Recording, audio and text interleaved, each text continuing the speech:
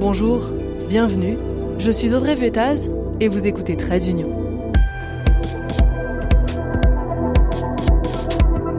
Vous trouvez que l'Union européenne c'est trop compliqué ? Vous êtes au bon endroit. Avec ce podcast, vous allez tout comprendre. Si vous aimez Trade Union, n'hésitez pas à vous abonner.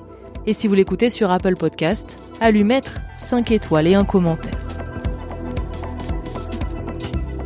Au moment où j'enregistre cet épisode, vendredi 4 novembre, Olaf Scholz, le chancelier allemand, est en route pour Pékin. Un voyage express de 11 petites heures à peine, en raison de la politique zéro Covid drastique sur place. Un saut de puce qui a déjà fait couler beaucoup d'encre. Non pas en raison du bilan carbone désastreux de l'affaire, même si on pourrait en parler, mais c'est le voyage en lui-même qui pose problème, au pire moment, dira même Friedrich Merz, le leader de la droite allemande, l'opposition qui n'en demandait pas tant. Olaf Scholz se prend même une volée de bois vert au sein de sa coalition, et les leaders européens ne sont pas en reste. Alors, pourquoi y va-t-il ? Et pourquoi ce voyage pose problème ? C'est ce qu'on va voir.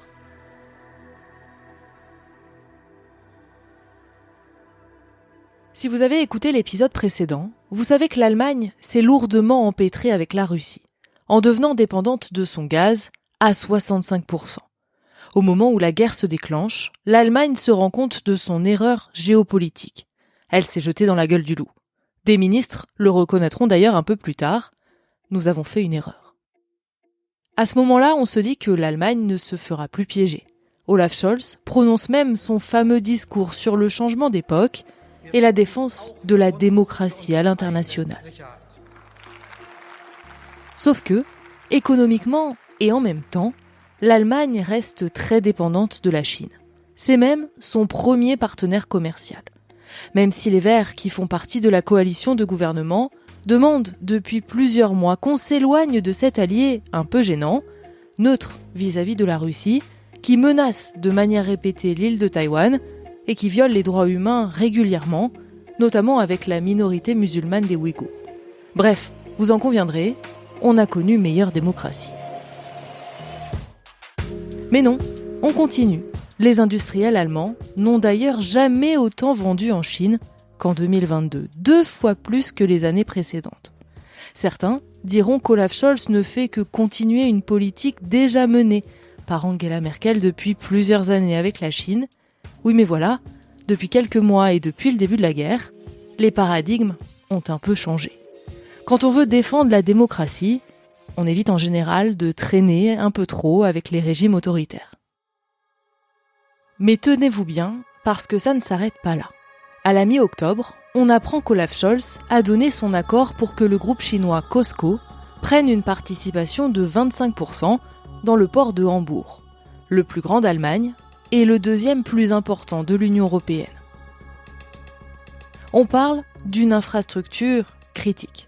L'affaire est désapprouvée jusqu'au sein de la coalition de pouvoir. Mais Olaf Scholz assume. Il se défendra même en disant qu'il a réduit la participation de 35% à l'origine à 25%. Merci Olaf. Pourtant, et ça je l'ai appris en potassant cet épisode, Olaf Scholz aurait pu dire non. L'UE a le pouvoir de bloquer les investissements d'entreprises chinoises dans des infrastructures jugées stratégiques depuis que la Chine a été officiellement qualifiée de rivale systémique des 27, c'était en 2019. C'est donc dans ce contexte qu'Olaf Scholz se rend en Chine. Sur le papier, ça a de la classe. Ce sera le tout premier dirigeant de l'Union européenne à se rendre à Pékin depuis 2019, avant la crise Covid. Il sera accompagné d'une délégation d'industriels, dont les patrons de Volkswagen et de BASF, qui fait de la chimie. Pour Olaf Scholz, il est important de rencontrer son premier partenaire commercial. Ça n'a pas été fait depuis qu'il est au pouvoir. Il semble aussi qu'il soit poussé par les industriels comme BASF, qui vient d'annoncer qu'il allait réduire sa production européenne au profit de la Chine, ou BMW, qui va transférer, en Chine toujours, la production de la Mini Cooper électrique, qui était jusqu'à présent fabriquée au Royaume-Uni. Mais les critiques fusent de toutes parts. Dans l'opposition, dans la coalition, même la presse fustige ce voyage.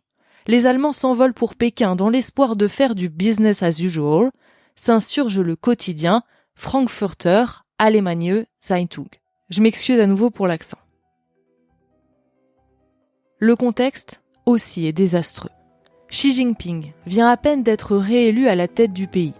Certains se disent que le pouvoir chinois va présenter la visite du chancelier comme une justification de sa politique. Mais il y a pire. Mi-novembre, dans 10 jours donc, il y a le G20 en Indonésie. En attendant 10 petits jours, Olaf Scholz aurait pu rencontrer son partenaire sans faire tout ce pataquès. Autant vous dire que personne ne comprend rien et que d'après les articles que j'ai pu lire, Olaf Scholz semble avoir décidé cette visite et ce timing seul.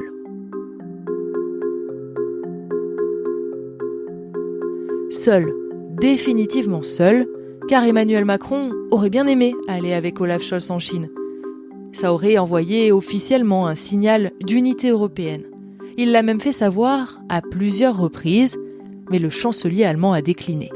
Ça n'arrange pas les relations entre la France et l'Allemagne, qui ne sont pas au beau fixe, ça je vous en parlais dans l'épisode précédent. Pour sa défense, le chancelier allemand a publié une tribune de dernière minute dans laquelle il explique qu'il a consulté en amont ses partenaires européens et que, promis, la question des droits de l'homme sera abordée avec Pékin.